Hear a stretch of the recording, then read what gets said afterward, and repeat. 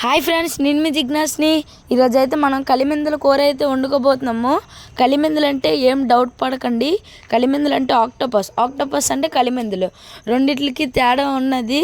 So మీరు ఏ language బట్టి ఆ లాంగ్వేజ్ అంటారు. ఈ కలిమెందుల కూర అయితేనే మంచి మీకు ఈరోజు ఎలా వండాలో చెప్తాను. ముందుగా మనమైతే గ్యాస్ అనేది ఆన్ చేసుకుని కడాయి పెట్టుకొని కొద్దిగా నూనె వేసుకొని ఉల్లిపాయలు, పచ్చిమిరపకాయలు అవన్నీ వేసుకోవాలన్నమాట. సో ఇవన్నీ వేసుకున్నాం కాబట్టి ఈ ఉల్లిపాయలు అయితే కొంతసేపు మనకి కొద్దిగా ఫ్రై అవ్వాలన్నమాట.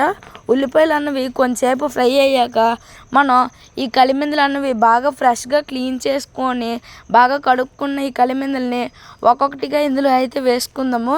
ఇదైతే చాలా మంచి టేస్ట్ ఉంటుంది. చెప్తున్నాను, ఆక్టోపస్ అనుకోండి మీరు తినరు, కానీ ఇది తింటే స్వర్గంలోకి అయితే మనం తేలుతాము. సో ఈరోజు మనం అది వండుకోబోతున్నాం కాబట్టి ఇదంతా కూడా మేమైతే ఎక్కువ కలిమెందులు అయితే తెచ్చాము ఈరోజు పార్టీ కోసము.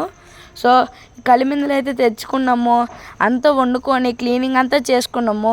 మీకు చెప్పడం మర్చిపోయాను, కానీ ఈ కలిమెందులు అయితే క్లీన్ చేయడం అన్నది ఒక హాఫ్ పార్ట్, వండుకొని తినడం అన్నది ఈజీయే. సో ఇప్పుడు ఉల్లిపాయలు అన్న ఫ్రై అయిపోయినాక ఈ కలిమెందులు అన్న వేసుకొని బాగా ఫ్రై చేసుకున్నాము. ఇదంతా చూడండి, కొంతసేపు అయితే మనకి మగ్గాలి. ఇలాగైతే కొంతసేపు మగ్గిన తర్వాత అలా కలుపుకుంటూ ఉండండి, మాడగొట్టుకునివ్వండి. సో ఇప్పుడైతే మనం ఇలా కలుపుకుంటూ ఉన్నాక చూడండి, ఇందులోకి మనం ఉప్పు కారాలు అవన్నీ వేసే టైము. ఇంకోండి, ఫస్ట్ మనమైతే పసుపు వేసుకుందాము.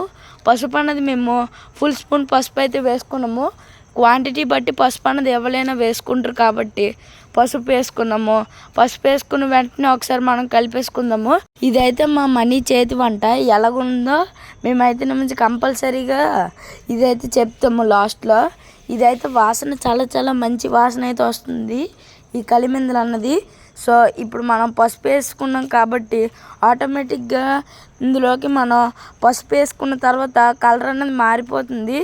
సో ఇందులో చూడండి, కొద్దిగా ఉప్పు వేసుకుందాము. ఉప్పు అవన్నీ వేసుకున్న తర్వాత మంచి వాసన మంచిగా అయితే వస్తుంది. ఇది సపరేట్గా గొంతు నొప్పి వాళ్ళందరికీ కూడా మంచి చిట్కా. ఇందులోకి మనం కారం అన్నది వేసుకుందాము.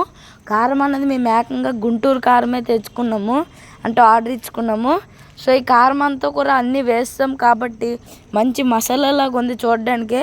ఇప్పుడు ఇదంతా వేసుకున్నాం కాబట్టి ఇదైతే మేము బాగా మగ్గనిచ్చుకుందాము. కారం అన్నది కొద్దిగా ఎక్కువ వేసుకుంటున్నాము, ఎందుకంటే కారం వల్ల మంచి టేస్ట్ ఉంటుంది కాబట్టి కారం ఎక్కువ వేసుకుని ఇలాగైతే మనం ఈ వీడియోలో చూపిస్తున్నట్టయితే మేము కలుపుకుంటున్నాము. చూడండి, మెల్లమెల్లగా మనం మగ్గనిచ్చుకుందాము. ఒక 10 మినిట్స్ 5 మినిట్స్ అలా మగ్గనిచ్చుకుంటూ మనం చూసుకుంటున్నాము.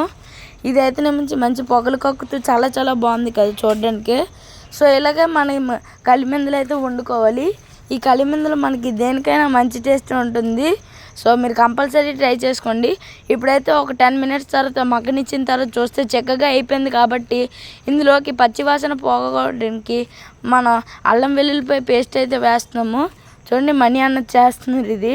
ఈ అల్లం వెల్లుల్లిపాయ పేస్ట్ వేయడం వల్ల ఈ కలిమెందుల్లో ఉన్న పచ్చి వాసన అదంతా పోయి మంచి వాసన అనేది మనకు వస్తుంది. సో చూడండి, మిరియాలు వేసుకున్న వాళ్ళు మిరియాలు కూర వేసుకోవచ్చు. ఇలాగైతే మన కలిమెందుల కూర అయితే ఉంది. ఎంత బాగుందో కదా, చూస్తుంటేనే మంచిగా సగపట్టు ఉంది. ఇది చాలా చాలా బాగుంది.